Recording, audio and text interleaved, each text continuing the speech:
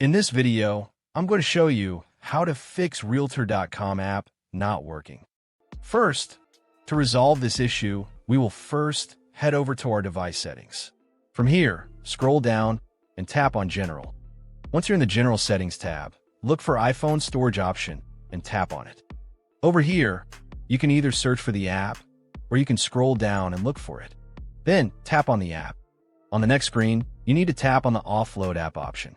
A confirmation pop-up will come up. Now tap on the Offload app option here. It'll take a bit for processing, and then a reinstall button will show up. Simply tap on it to reinstall the app. This should resolve the issue, but if it doesn't, then you need to check if the app is running an older version. Head over to App Store. From here, double tap on this search icon in the bottom right corner, and then search for the app. Once the app comes up in the search result, and if you see this update button right next to the app, simply tap on it to make sure you're running the latest version of the app. However, if you continue to encounter this issue, then you will need to completely reinstall the app, which usually resolves the problem.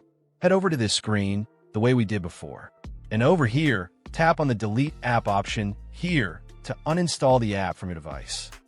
A confirmation pop-up will come up. Now tap on the Delete option here. Once uninstalled, open up App Store and search for the app in the search bar.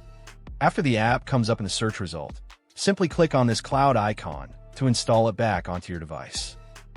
Hopefully, this resolves the issue. If it does, consider sending a super thanks to support our channel. And also don't forget to hit the subscribe button. We'll see you in the next video.